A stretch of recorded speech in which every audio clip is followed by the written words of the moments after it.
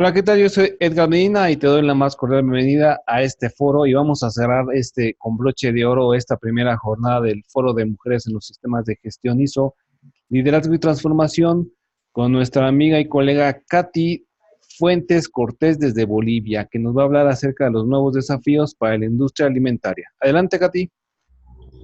Sí, buenas tardes a todos. Gracias, Edgar, por esta oportunidad interesante. Gracias a todas las que han compartido información valiosa y a todos los que están participando en esta última que esperemos sea interesante para todos.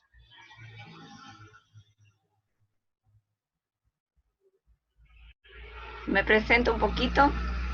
Soy ingeniera de alimentos en la Universidad del Valle de Bolivia. He trabajado los últimos 15 años y más en empresas diferentes rubros, en temas de calidad, inocuidad, responsabilidad social empresarial, planificación estratégica, etcétera.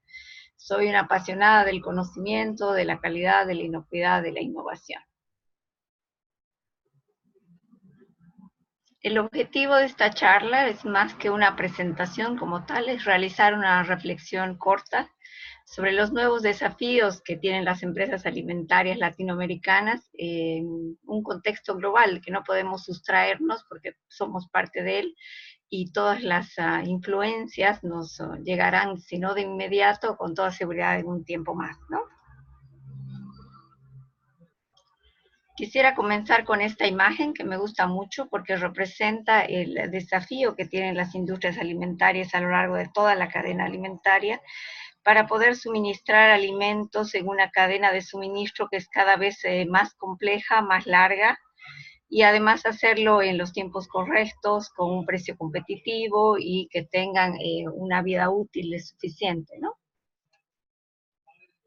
En este marco hay cuatro grandes grupos de desafíos, creo yo. Uno es que evidentemente haya la suficiente cantidad de alimentos para poder suministrar a poblaciones cada vez más crecientes, es lo que llamamos seguridad alimentaria. Otro es que se suministren los alimentos de manera que no causen ningún daño por contaminación no intencional, que es lo que llamamos inocuidad o a veces sanidad en algunos países, y que además se prevenga cualquier contaminación intencional, es decir, una adulteración a propósito con diferentes fines, lo que da lugar a lo que llamamos la defensa alimentaria, ¿no? E incluso que se prevengan temas de fraude, es decir, contaminación que viene como efecto de actos para ganar dinero, ¿no? Para ganancia económica.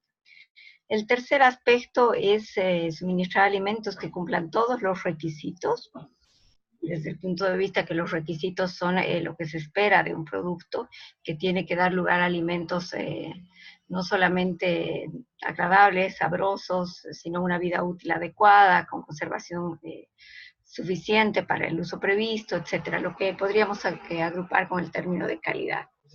Y por último, que está más en boga cada vez, es el hecho de proporcionar alimentos saludables, es decir, que proporcionen los nutrientes necesarios a las personas que los consumen, porque las empresas están cada vez más en la mira en este tema. Yendo punto por punto, con respecto a la seguridad alimentaria, sabemos que tenemos una población cada vez más creciente, estamos bordeando los 7.550 millones de personas en el mundo. Para el 2050 se esperan 9.800 millones de personas, lo cual representa un reto enorme en términos de suministrar suficientes alimentos. Se espera que en 40 años más la demanda de alimentos se duplique y las industrias se verán, toda la cadena alimentaria en realidad se verá ante un reto enorme de proporcionar alimentos suficientes.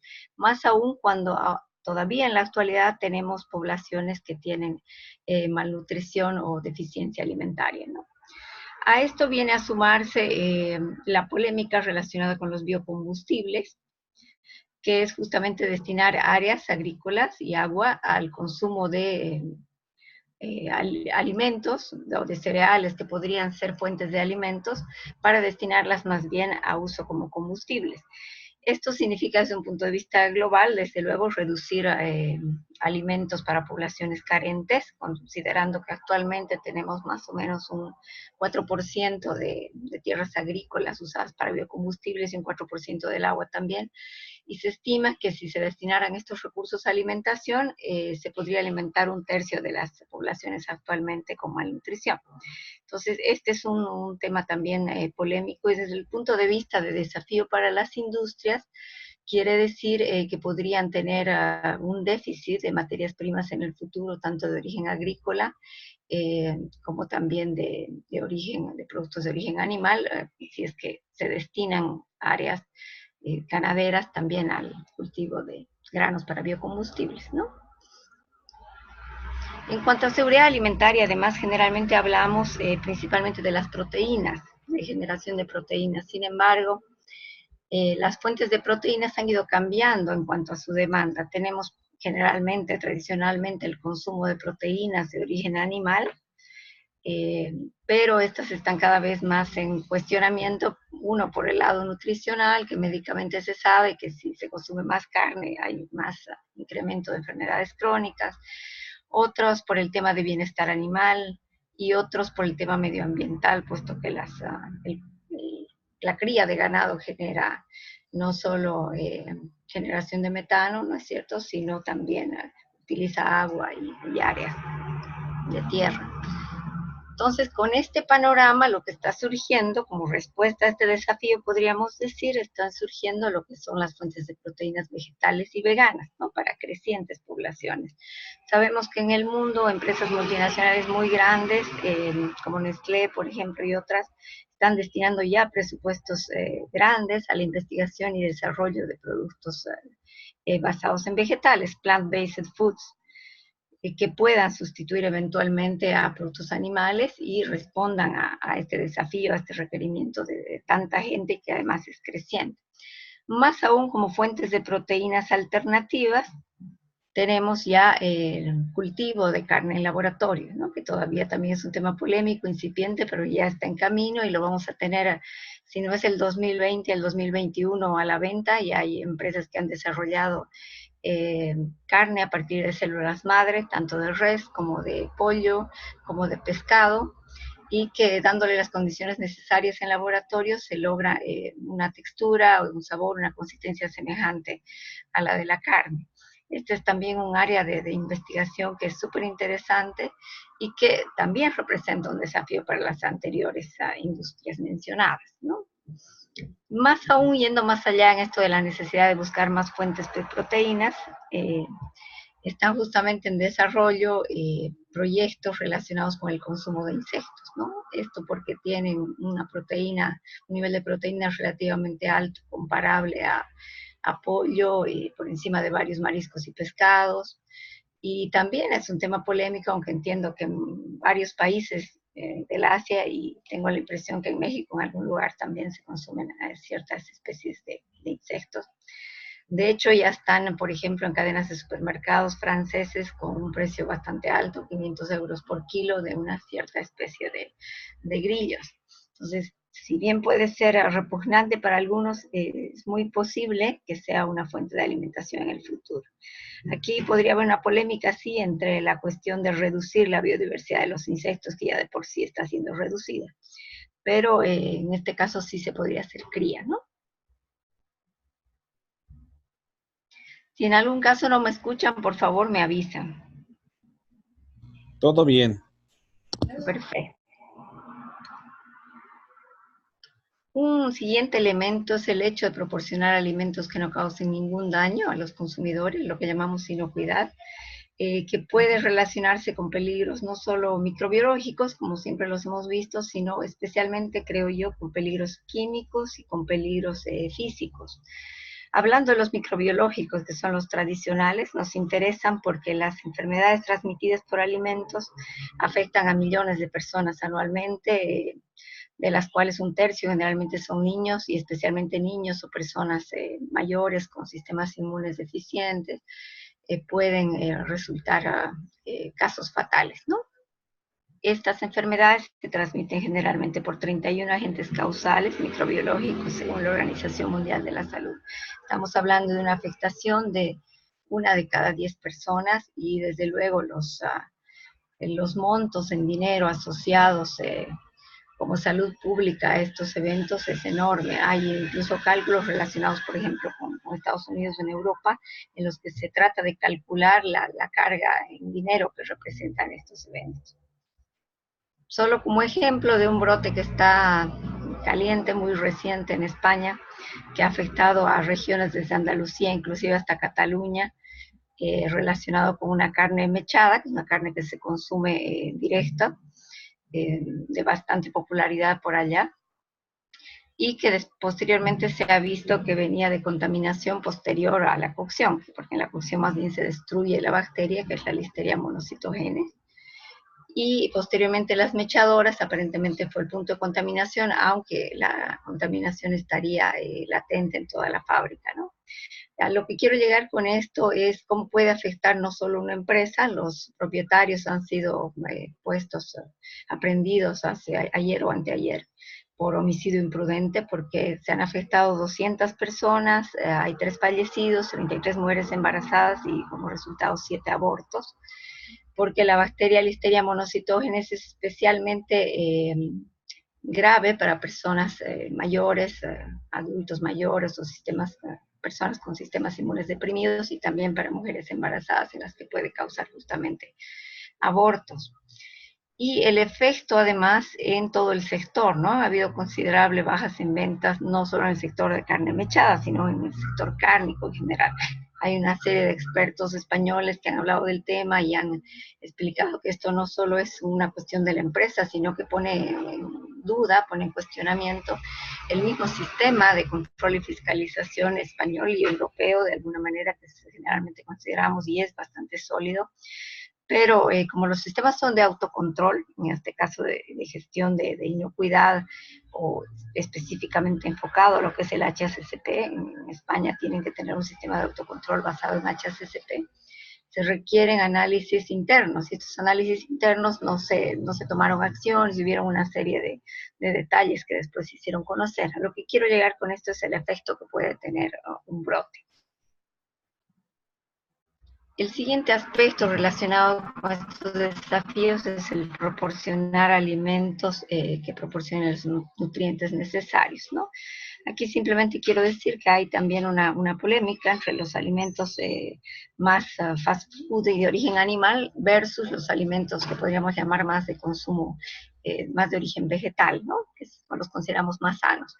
¿Y a qué viene esto a las industrias alimentarias? Pues que también es un tema de cuestionamiento, y más que todo por el efecto que se está teniendo. Tan es así que podríamos hablar de 1.5 billones de personas a nivel mundial que están actualmente con sobrepeso o obesidad, y esto está relacionado con el tipo de alimentación. Más aún que aquellos que todavía tienen condiciones de malnutrición, más, evidentemente va bajando por las políticas de seguridad alimentaria, está en 0,87 billones, pero lo que va creciendo es lo que está a la izquierda, ¿no? Mucha incidencia de sobrepeso, obesidad, y esto relacionado con una serie de enfermedades crónicas. Algunos dicen incluso que esta podría ser la primera generación que viva menos que sus padres debido a estos hechos. Entonces, todo esto configura una serie de desafíos para las industrias alimentarias en particular, que los quiero poner en un contexto global, desde el punto de vista de salud, social, tecnológico, ambiental, político, y cómo la globalización está afectando todo esto. Desde el punto de vista de salud, sin entrar mucho en tema, hay una serie de enfermedades o peligros microbiológicos que se llaman emergentes, que son los que han empezado a aparecer hace unas 2 décadas o que se espera que aumenten en el futuro, ¿no? Es el caso de las que se llaman superbacterias, como las E. coli enterohemorrágicas, que pueden causar efectos graves, fatales o de largo plazo en la salud. Es el caso del hantavirus, por ejemplo, todo el caso de las bacterias resistentes a antibióticos, que se están dando mucho y que son un tema tan grande de preocupación que la Organización Mundial de la Salud el año pasado ha hecho un llamamiento mundial al tema de resistencia microbiana, y anteriormente en la historia prácticamente ha hecho solamente 2, ha hecho en el caso del SIDA y posteriormente en el caso del ébola. Entonces, eso es un tema muy, muy grande y afecta a la industria alimentaria, especialmente a toda la industria de productos de origen animal, ¿no?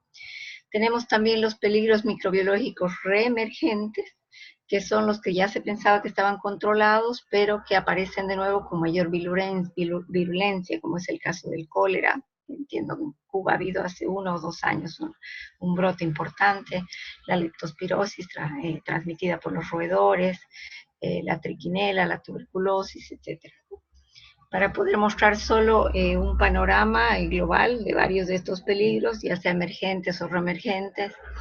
En Latinoamérica hay una serie de ellos, los que mencionaba, antivirus, el cólera, que pueden ser transmitidos por alimentos, y uno de ellos que puede ser transmitido a propósito, como es el anthrax, que se ha usado para casos de bioterrorismo, ¿no?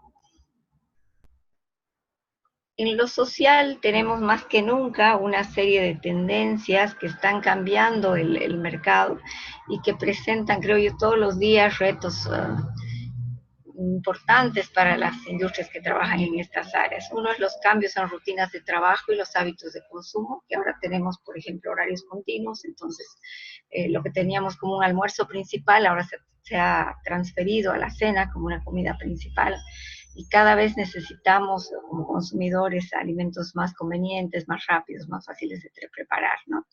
Más aún porque el humano tenemos como naturaleza el apetito por lo nuevo, entonces el desarrollo de nuevos productos en cuanto a más sabores, más opciones, diferentes presentaciones, es un desafío que deben responder las empresas, ¿no? Y lo hacen y lo tienen que hacer a través de procesos de innovación y desarrollo relativamente rápidos, que además consideren todas estas características. Tenemos preferencias por productos menos procesados, lo cual está muy bien, pero implica desafíos de que estos alimentos no causen peligros de inocuidad y que además mantengan su vida útil. Tenemos preferencias por productos que no contaminen el medio ambiente y esto da lugar, por ejemplo, al desarrollo de envases comestibles que ya se están haciendo a base de gluten, caseína, etc. Tenemos más preocupación por el bienestar animal y de ahí surgen alternativas basadas en alimentos vegetales, como hemos hablado anteriormente. Tenemos tendencias de alimentación con tanta información disponible ahora, no siempre muy respaldada, que da lugar a una serie de dietas y que la gente quiere productos que respondan a esas inquietudes. Y además tenemos un creciente aumento de la preocupación por la contaminación química, ¿no? Mucho más que antes. Por ejemplo, metales pesados que vienen del suelo, pesticidas que vienen de cultivos agrícolas, sustancias que migran de los plásticos, los microplásticos que podríamos estar ingiriendo a través de pescados, etc. Hay un aumento innegable en alergias alimentarias y sabemos que una alergia alimentaria basta una traza de un alérgeno para que pueda causar la muerte de una persona. Y por último, un tema que yo lo llamo como un desafío, un riesgo sumamente importante para la industria, que es tanta información que ahora se difunde con tanta facilidad a través de redes sociales al instante y que no tenemos el cuidado de prestar atención si tiene fundamento científico suficiente. Entonces, esto puede ser un enorme riesgo para las empresas serias que trabajan y puede resultar en problemas graves y en costos. En lo tecnológico sabemos que hay desarrollos en todo el mundo que están respondiendo a las necesidades de los consumidores, tecnologías que aumentan la vida útil, tecnologías como los envases activos que nos avisan cuando un alimento está vencido o tiene ya el desarrollo de un microorganismo, la nanotecnología para poder llevar nutrientes a través del organismo, eh, etcétera, que ¿a qué viene esto como un desafío? Al hecho de que las empresas, nuestras empresas latinoamericanas, que no queden con un rezago tecnológico, ¿no? Con respecto a otros lugares. Entonces aquí viene la inversión en conocimiento, en investigación y desarrollo. Y también tenemos los métodos de procesos que pueden generar peligros. Por ejemplo, los cereales, los granos que se secan a temperaturas muy calientes o que se secan con leña, o también los mismos alimentos que se fritan a temperaturas muy altas, sabemos que pueden generar productos tóxicos, altamente cancerígenos, como son la acrilamida, en el caso de productos a base de cereales, café, arroz, etcétera, papas.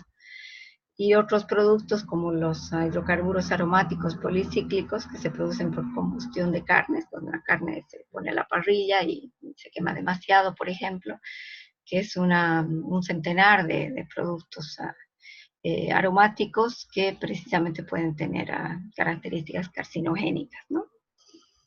Tenemos también alimentos provenientes de biotecnología, tenemos robótica aplicada a la industria, ¿no? Entonces, en realidad una serie de cosas nuevas que se están desarrollando en el mundo, que nos sorprenden y que tenemos que de alguna manera conocer y ojalá llegar a aplicar para no quedarnos rezagados. En cuanto a globalización, sabemos que actualmente los alimentos pueden ir de un lugar a otro hasta llegar a nuestra mesa, lo cual genera cadenas globales muy complicadas, puede generar peligros de inocuidad también, disminución de la vida útil, deterioro, etcétera. Y esto es porque los ingredientes para una sola hamburguesa pueden venir de muchos lugares, ¿no? En cada país, desde luego, es diferente si tenemos más o menos producción de vegetales o de insumos aditivos, etcétera, pero creo que en general podemos decir que nuestros alimentos y sus ingredientes viajan mucho para poder llegar a nosotros. Desafíos planteados por el crecimiento poblacional, que ya los hemos hablado, y a todo esto, normativas internacionales que se generan justamente para poder responder a estos problemas, a estos desafíos. Algo que quisiera comentar respecto al crecimiento poblacional, que también es un desafío, es el hecho de que el 2050 se espera tener 2.100 millones de personas adultas mayores, y esto también es un desafío porque las personas adultas mayores tienen sistemas inmunes más débiles, problemas gastrointestinales, menor absorción de nutrientes, menos fuerza para abrir envases, etcétera. Entonces, deberíamos ir pensando como industrias en estos segmentos que van a ser tan grandes en el futuro. Decía que están surgiendo normativas obligatorias unas, voluntarias otras, para responder a estos desafíos. Una de ellas, como sabemos, es la Ley de Modernización de la Inocuidad de Estados Unidos, que tenemos que cumplir todos los que exportamos para allá, y que incluye una serie de reglamentos que están precisamente en el momento de aplicar y ya se han cumplido sus límites, ¿no? En lo político tenemos como nunca posibilidades de tener bioterrorismo, contaminaciones malintencionadas, ya sea por cuestiones de pensamiento extremista, por deseo de causar daño económico, daño al prestigio empresarial, etcétera. Y esto puede causar efectos enormes también, no solo impactos psicológicos en el mercado, sino impactos económicos también, pérdida de confianza en la empresa, en el sector, etcétera. Todo esto configura la necesidad, es una respuesta en realidad a este problema, todo el tema que se llama defensa de alimentos o defensa alimentaria, en el que hay que hacer un análisis de las vulnerabilidades y tomar medidas como empresas para prevenir el problema. En lo económico tenemos lo que es el fraude alimentario. El fraude alimentario es cualquier acto con el fin de lograr ganancia económica a partir de sustituir, adulterar, mezclar un alimento haciéndolo parecer diferente de lo que es. Aunque esto no pareciera tan importante, realmente lo es. Muchas de las detenciones se relacionan con alimentos fraudulentos. Y solo para dar un ejemplo, en esta operación Opson 7 en Europa, que se ha terminado el 2018, hay otra en este momento en desarrollo, se han incautado 17.000 toneladas de alimentos falsos por un valor de 354 millones de dólares, ¿no? Y toda una serie de operaciones para poder descubrir a los grupos criminales implicados. Entonces, también hay que tener como industrias alimentarias, analizar el riesgo de que pueda haber alteración de nuestros productos, en unos desde luego hay más que en otros, y tomar medidas para evitar que esto ocurra, ya sea en la parte de nuestros proveedores o incluso en la cadena de distribución posterior. En lo medioambiental tenemos también una serie de desafíos planteados por los efectos climáticos, porque la pregunta es cómo vamos a poder mantener una cadena de suministro de alimentos oportuna, adecuada, segura, en un mundo en el que cada vez va a estar más caliente, como ya lo hemos visto, cada vez más seco y cada vez más lleno de personas, ¿no? Entonces, eso es un tema que hay que tomar en cuenta como tal. Y aquí viene precisamente lo de las migraciones climáticas. Esta es una estimación para el 2050 de las posibles cantidades de migrantes por razones climáticas, por ejemplo, por la subida del nivel del mar. En Latinoamérica, 17 millones de personas, en África 86, en el sur de Asia 40, etcétera. Entonces, estas personas obviamente van a migrar a otras zonas en las que pueden causar ya problemas de inseguridad alimentaria, de inocuidad alimentaria y de suministro suficiente, ¿no? En fin, en realidad todos estos desafíos, si bien son globales, nos afectan en los países latinoamericanos en los que estemos, sin duda, más tarde o más temprano. Y además tenemos nuestros propios problemas en todos los ámbitos, ¿no? Políticos, económicos, relacionados con la logística, con la competencia que puede venir de otros países, etcétera, etcétera.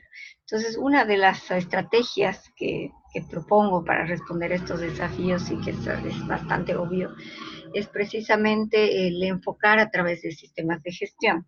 ¿Por qué? Porque sabemos que los sistemas de gestión nos ponen requisitos, especialmente si lo sabemos manejar bien, como son el liderazgo, un liderazgo con una visión que tenga coherencia, para poder mejorar, considerando además todos estos riesgos y desafíos en el marco de un análisis de contexto no solo nacional, sino internacional, global, y que este contexto nos permita aterrizar en objetivos organizacionales, en indicadores clave de procesos, que nuestros procesos puedan estandarizarse a través de ellos y por lo tanto poder mejorar a través de los indicadores, que tengamos sistemas establecidos de control y aseguramiento de la calidad e inocuidad.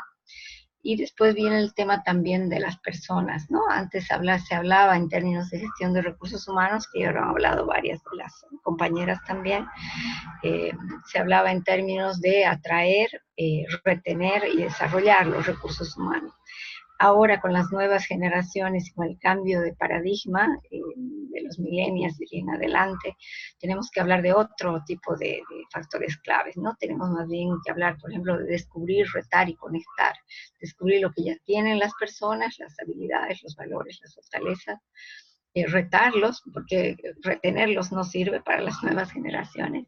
Es retarlos a que quieran permanecer, mejorar, aprender, crecer y conectar, ¿no? Conectarse con sus necesidades, no solo de trabajo, sino de tiempo, de espacio, de equilibrio familia-trabajo, etcétera. Y esto se logra también mucho a través de programas de capacitación que cubren varias de las cosas que han mencionado varias de las ponentes, que han sido muy interesantes. Tenemos el tema de gestión eficaz de proveedores, porque muchos de los problemas vienen desde las cadenas de suministro, entonces todas las nuevas normas de sistemas de gestión están haciendo mucha énfasis en todos los proveedores externos de servicios, de productos, etcétera. Y finalmente, y no menos importante, lo que es la innovación y desarrollo de productos, ¿no? La innovación para estar al tanto de todo lo que sucede, ver qué nos sirve, qué podemos aplicar y enfocarlo a las necesidades crecientes, cambiantes de los consumidores, como hemos visto. Para concluir, simplemente me gustaría decir que los desafíos para las industrias alimentarias no solo están presentes, sino son cada vez más crecientes, y que las empresas en nuestra Latinoamérica deben abordarlos a través de estrategias de liderazgo con mejora, como decía. Y precisamente aquí vienen una serie de cualidades que ya las han hablado, que tenemos las mujeres, que pueden ayudar a gestionar mejor y a hacer más eficaces estos sistemas de gestión, como son la orientación a las personas, la orientación a un liderazgo más horizontal, a que las mujeres podemos ver las cosas de un aspecto más intuitivo, con una atención al detalle que requiere, por ejemplo, la gestión de procesos y el control de calidad, etcétera. Entonces quiero terminar con eso de que tenemos retos grandes adelante y que tenemos a las mujeres también el rol protagónico en esto. Felizmente en Bolivia, muchas de las empresas, al menos relacionadas con alimentos y en otros rubros también, tienen el rol de directoras o líderes de los equipos de gestión y por lo tanto es un tema que lo van a hacer y lo están haciendo muy bien, de hecho.